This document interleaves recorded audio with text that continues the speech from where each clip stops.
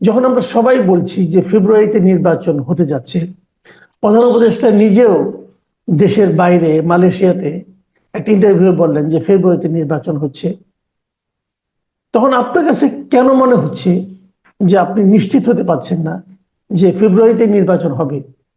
এটার ব্যাপারে আপনি সন্দেহ প্রকাশ করছেন কেন? জি, আমি এটার উপরে একটা পোস্ট দিয়েছি গতকালকে। তো এটার কারণ যে মানুষের মনে নানা সন্দেহ, আমার নিজের মনেও সন্দেহ যে আসলে নির্বাচনটা আদৌ হবে কিনা। এই সন্দেহের কারণ কিন্তু ইউনূস সাহেব নিজেই সৃষ্টি করছেন, তার বিভিন্ন কন্ট্রাডিক্টরি বক্তব্যে এটা উঠে আসছে। যেমন তিনি মালয়েশিয়াতে যাওয়ার পরে ওখানকার রাষ্ট্রীয় সংবাদ সংস্থা বার্নামাকে খুব স্পষ্টভাবে বললেন যে ফেব্রুয়ারির প্রথম ভাগে নির্বাচন বাংলাদেশে অনুষ্ঠিত হবে এবং আমরা নির্বাচিত সরকারের কাছে ক্ষমতা দিয়ে দেব। খুব ভালো কথা। ঠিক সেই দিনই টিভি নিউজে একটা দেখলাম, উনি সিএনএ বলে আর কি, চ্যানেল নিউজ এশিয়া, এটা মানে সিঙ্গাপুরের একটা টিভি চ্যানেল, তাদেরকে ঢাকায় বসে সাক্ষাৎকার দিচ্ছে এবং সেখানে তিনি বলছেন যে মূল সংস্কার বা মৌলিক সংস্কার গুলো না করে নির্বাচন অনুষ্ঠিত হলে সে নির্বাচন প্রশ্নবিদ্ধ হবে এবং আগের মতোই অবস্থা। তো আমার প্রশ্ন এটাই যে আপনার যদি সেই কথাই মনে হয়, তাহলে আপনি এক এক জায়গায় যে এক এক কথা বলছেন কেন?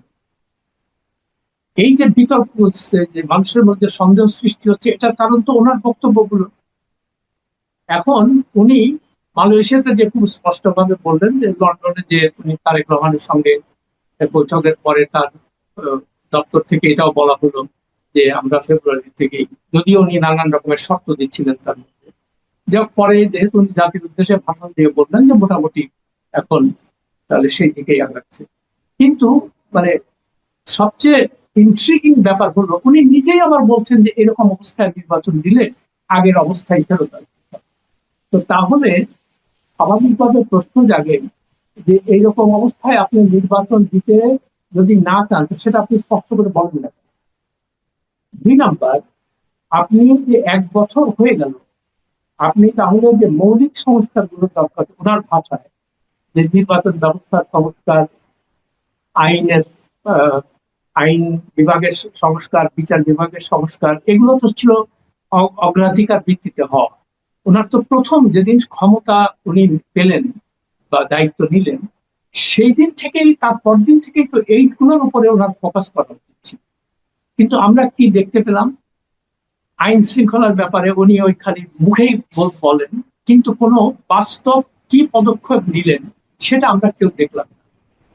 এবং আরেকটা সবচেয়ে দুঃখের বিষয় যে উনি এই অগ্রাধিকারের দিকে যে সংস্কার কমিশন করতে যাচ্ছেন, ভালো কথা, কিন্তু আমরা দেখতে পেলাম যে সংস্কার কমিশনের রিপোর্ট জমা দেওয়ার পরেও 4-5 মাস পরেও উনি সে ব্যাপারে কোন রকম কোনো তার আগ্রহ দেখা গেল।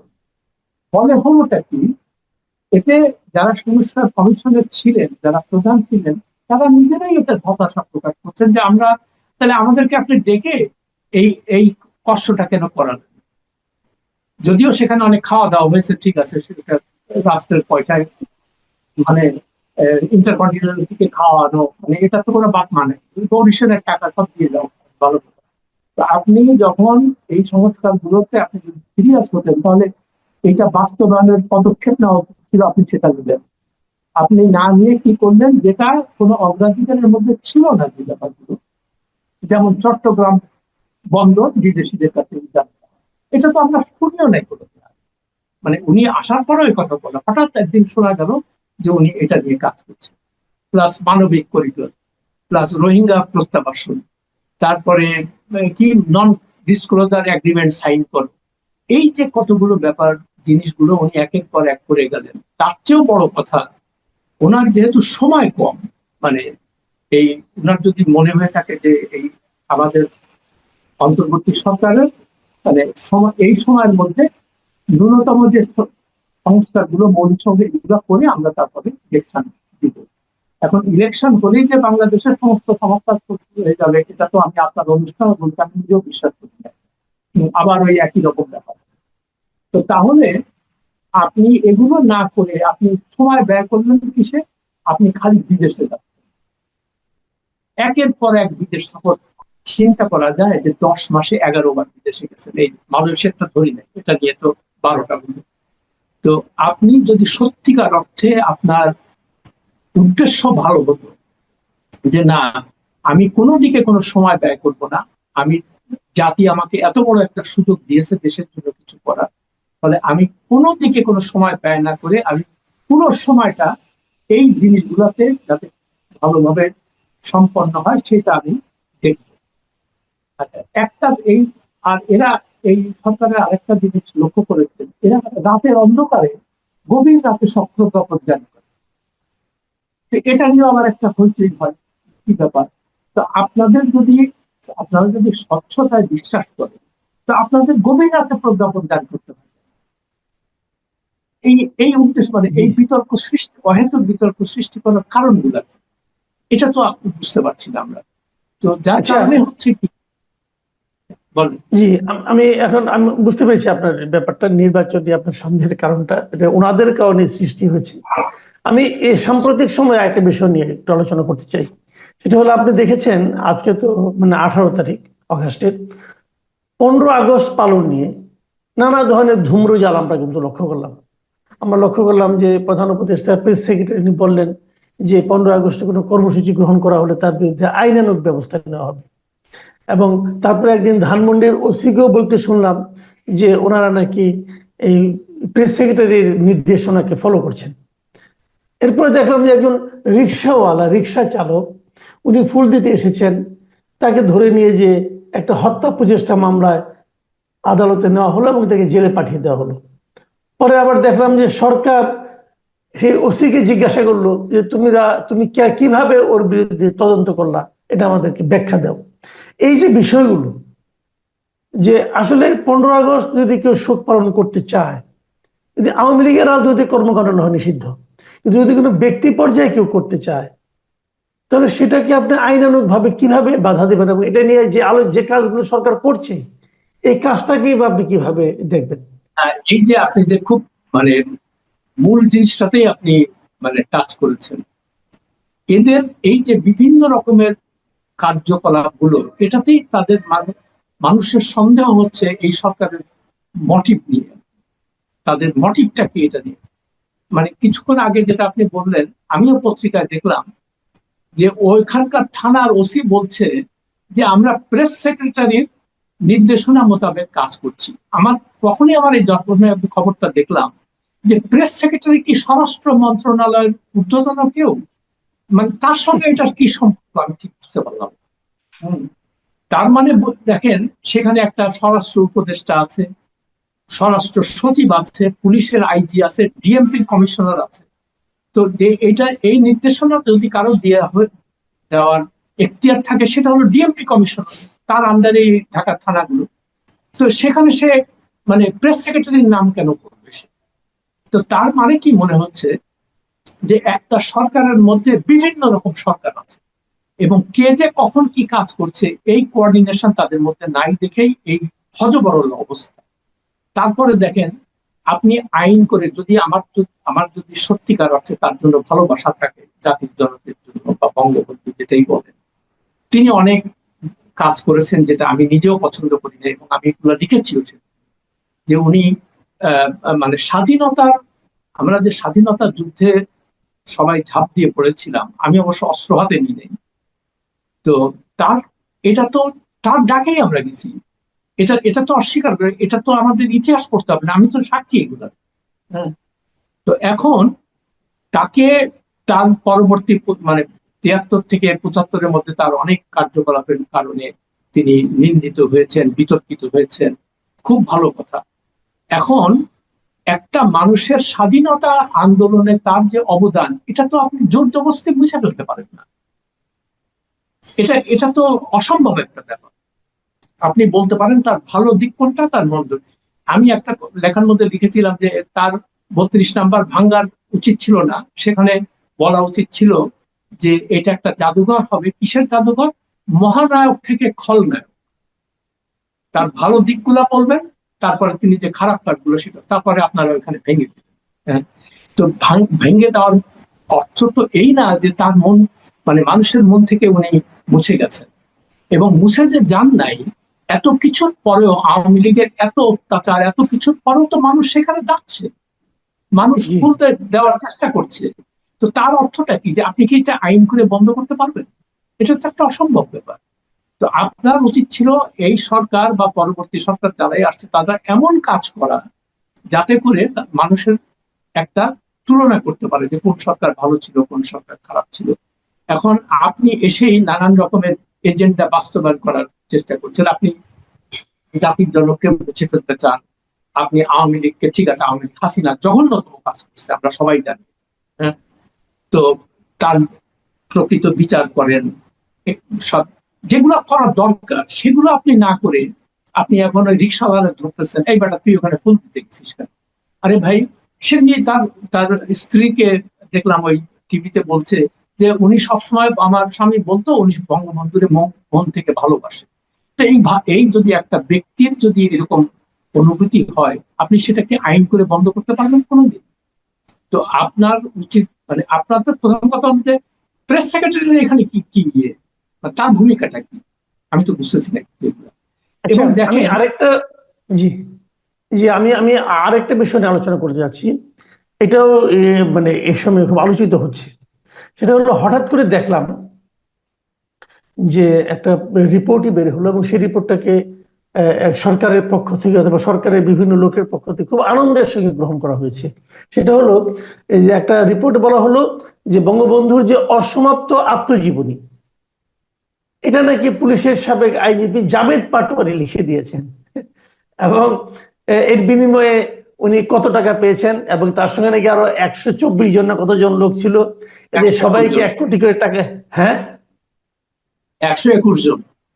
121 জন ছিল, এদের সবাইকে 1 কোটি করে টাকা দেওয়া হয়েছে, এবং একটা করে ফ্ল্যাট ফ্ল্যাট কি কি দেওয়া হয়েছে। তো এই যে গল্পটা, আমার কাছে এটা নিছক গল্পই মনে হচ্ছে জিনিসটা। তো যাই হোক, আপনি এটা আপনার মতো করে বলবেন। তো এই যে জিনিসটা, এটাকে আপনি আসলে কিভাবে দেখছেন? না মানে, এটা আমি খালি একটাই জিনিস বলবো যে সাংবাদিকতা যে কত নিচে নেমেছে, সাংবাদিকতার মধ্যে যে পেশাগত কোনো ব্যাপার নাই এটাই বোঝা যাচ্ছে। হ্যাঁ, এরাও এখন হয়তো তার মালিক পক্ষ চাচ্ছে যে এই সরকারকে খুশি করতে, যেহেতু উনি একটু বেকায়দায় ছিলেন, হাসিনার হুম। সরকার বারবার কবিতা পড়ছেন যে তার তো জেলে থাকার কথা ছিল। তো এখন যা বোঝা যাচ্ছে, এই ধরনের লোকজন তারা চিন্তা করলো যে এদেরকে খুশি করার জন্য আমাদের যে কোনো কাজ করতে হবে। তো কাজ করতে যে মানে লেজে গবরে অবস্থা করে ফেলে, হাস্যকর একটা ব্যাপার করে। আর প্রথম কথা হলো যে চ্যানেল 24 এর যে নিউজটা আমিও দেখলাম, মানে প্রথম কথা হলো যে একটা আত্মজীবনী অন্যজন কিভাবে লেখে, সেটা বায়োগ্রাফি হইতে পারে, সেটা অটোবায়োগ্রাফি হতে পারে। জাভেদ পাটোয়ারি বায়োগ্রাফি লিখতে পারে, কিন্তু জি। অটোবায়োগ্রাফি সে কি করে লিখবে? তারপরে আমি কালকে ফেসবুকে আরেকজনের একটা মন্তব্য দেখলাম যে উনি বলছেন যে আমি এই বইটা পুঙ্খানুভাবে পড়েছি। সে কিন্তু জি। শেখ মুজিব বা বঙ্গবন্ধু কোনো ভক্ত না, কিন্তু সে জি। বলছে যে বইটা পড়ার পরে আমার মনে হয়েছে যে এটা কোনো দ্বিতীয় ব্যক্তির পক্ষে লেখা সম্ভব না। তার মধ্যে ওই যে ভিতরের যে মানে আত্মজীবনী লিখতে গেলে মানে ঘটনার ভিতরে প্রবেশ করতে হয়, এটা বাইরের লোকের পক্ষে জানা, মানে ওই ওই অনুভূতিটা প্রকাশ করা সম্ভব। তো এখন আরেকটা কথা, আমি দেখেন এই যে জার্নালিজমের ফ্ল গুলো, এদের সম্পাদক কারা, রিপোর্টার তো মানে আমি কি বলবো, আমার খালি মনে হয় যে এটা সম্পাদনার দায়িত্বে কার, সম্পাদকটা কি? সে তো বলবে তুমি যে 121 জনের কথা বললা তার 5টা লোকের নাম বলো, সেটা তো তুমি বললে না কিছু। তুমি বলতেছো 1 1 কোটি টাকা করে নিছে, 1 1 কোটি করে ফ্ল্যাট দিছে। তো সেটারও তো একটা নথি টথি কিছু দরকার ছিল, একটা প্রমাণ। তুমি জাস্ট খালি বলে দিলা। এখন তারপরে কি হলো, দুদক দেখলাম, দুর্নীতি দমন কমিশন বলছে যে এটা আমরা নজরে নিয়েছে এবং এটা ইনভেস্টিগেশন হচ্ছে। তো ভাই তুমি যদি সাংবাদিক, তা তুমি তুমি এই সমস্ত মানে গাঁজা টাজা খেয়ে এই সমস্ত কি কি বলতেছো এগুলা? না, আর এটা এটা এটা কি দুদকের কাজ? না মানে ঠিক আছে, যদি কেউ ইয়ে করে থাকে, মানে কি বলে, দুর্নীতি করে থাকে, সেটা দুর্নীতি দমন কমিশন। আচ্ছা, আরেকটা জিনিস কালকে আমি দেখলাম সমকালে একটা রিপোর্ট। সেটা হলো এখনকার যে দুর্নীতি দমন কমিশনের চেয়ারম্যান আব্দুল মোমেন, তাকে আমি ব্যক্তিগতভাবে চিনি, আমার অনুজ প্রতিম, ছোট ভাইয়ের মতো, খুব ভালো এমনিতে সব দিক থেকে। সে দেখলাম কোন একটা অনুষ্ঠানে বক্তব্য দিচ্ছে যে এখন দুর্নীতি দমন কমিশন খুব ভালো এভাবে কাজ, স্বাধীনভাবে কাজ করছে, এবং ইউনূস সাহেব নাকি মানে সাংঘাতিক, উনি মানে মানে উনি দুর্নীতির কোনো ব্যাপার উনি মানে সহ্য করবে না, এরকম একটা ইমপ্রেশন। আমি রিপোর্টটা ভালো করে পড়ানোর সময় পাইনি, যা দেখে হেডলাইন দেখতে বুঝলাম। এখন আমার কথা হলো যে ইউনূস সাহেব তো দুর্নীতির দায়ে সাজাগ্রস্ত হয়েছিল, ওনার তো সাজা হয়েছিল, উনি তারপর সেটার বেসিসে উনি মামলা করছেন, সে মামলা চলতেছিল। এখন আপনি বলতে পারেন বা অনেকে বলতে পারে এটা তো হাসিনা মামলা করা, হ্যাঁ ঠিক, কথা সত্য, হাসিনা খুবই প্রতিহিংসামূলক, এটা ঠিক। তো আমার কথা হচ্ছে একটাই, যে আপনি যদি নির্দোষ হবেন তাহলে সেটা তো কোর্ট আপনাকে খালাস দেবে।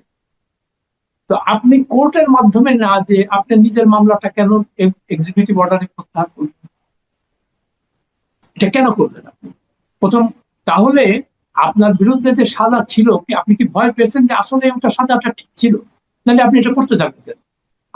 আপনি যদি আইনের শাসনে বিশ্বাস করেন, বিচার বিভাগের স্বাধীনতায় বিশ্বাস করেন, আপনার তো বলা উচিত ছিল যে না, আগের কোর্ট কি করেছে আমার দেখা, আমি এটা কোনোভাবে এটাতে ইন্টারফেয়ার করবো না, গভর্নমেন্ট কোনো ইন্টারভেন করবে না কোনোভাবে, বিচার বিভাগ সম্পূর্ণভাবে স্বাধীন এবং তারা যে রায় দেবে সেটা আমি মাথা দেব। আপনি তো সেই কথা বললেন। তো আপনি যে আসছিলেন এখানে মৌলিক সংস্কার, তো বিচার বিভাগের স্বাধীনতা তো মৌলিক সংস্কার, আইনের শাসন মৌলিক সংস্কার। আপনি হামিম গ্রুপের চ্যানেল 24 এর মালিক, সে এত বড় জঘন্যগুলো কাজ করছে, মানে আগে স্বৈরাচারী সরকারের দোষর ছিল, আপনি তাকে কোনো আইনের আওতায় আনলেন? আপনি বসুন্ধরার মালিকরা দিনের পর দিন খুন, মানে ধর্ষণ, জমি দখল, অর্থ পাচার, ব্যাংক লুট, এগুলো সবকিছু তারা দিব্যি তাদের বিরুদ্ধে মামলা আছে। হ্যাঁ, এখন আপনি যদি বলেন যে আমি আইনের শাসনে বিশ্বাস করি, তাহলে আইনকে আপনি সিলেক্টিভলি এনফোর্স করছেন না, আপনি একজনকে জেলে নিচ্ছেন আর একজনকে ছেড়ে দিচ্ছেন, এটা কেমন কথা? তো মানুষের মনে এই সরকার সম্পর্কে যে নানান রকমের সন্দেহ দেখা দিচ্ছে বা প্রশ্ন দেখা দিচ্ছে, এই সব কারণে